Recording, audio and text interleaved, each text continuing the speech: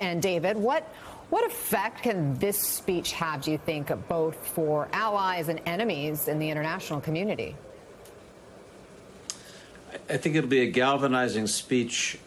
Pointe du Hoc is a symbol of bravery, the commitment of the United States to its allies in Europe. I think going to a place where President Reagan spoke so forcefully is a two-edged sword.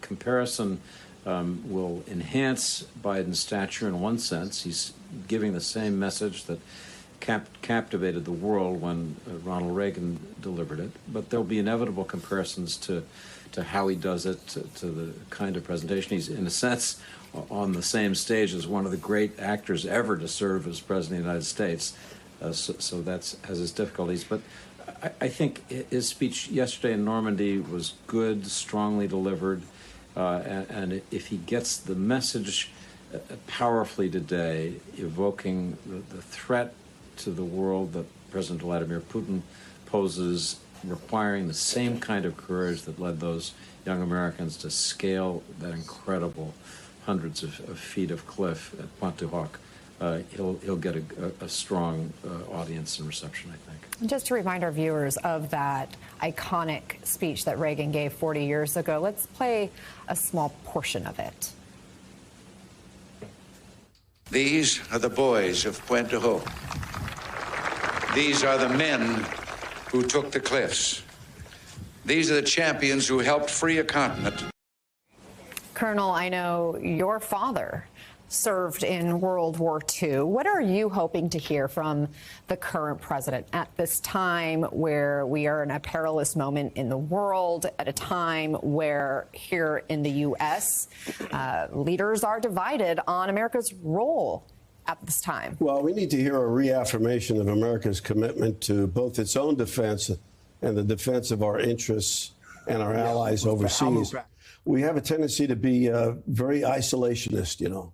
By the time we entered the Second World War, the war had been going on for 2.5 years in Europe.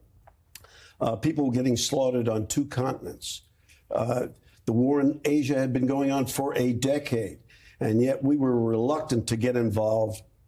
President of the United States, Franklin Roosevelt, as a matter of fact, got on the radio and talked about how we were going to let Asian boys fight in Asia. European boys were going to fight in Europe. We were not going to fight. He said, I hate war. Eleanor, his wife, Eleanor hates war. He said, Fala hates. Fala was his dog. Fala hates war.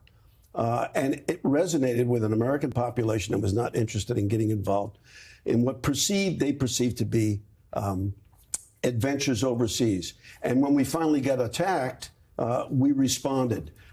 But sometimes you have to come to the conclusion it takes something like that to get the American populace behind defending its own self.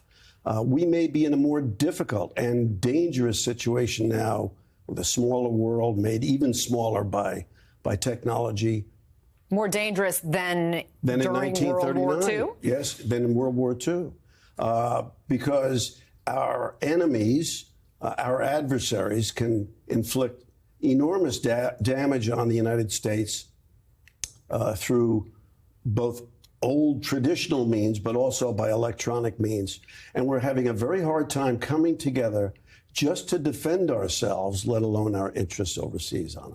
And Mark, President Biden, we know, chose the location of this speech, Pointe du Hoc, very carefully because of Reagan's famous remarks 40 years ago there amid a struggling re-election campaign. And the New York Times put it like this, quote, if there is something audacious about Mr. Biden, a staunch Democrat who is no friend of Mr. Reagan's in the 1980s, summoning the spirit of the Republican legend, it speaks to the up is down, black is white nature of politics in today's America.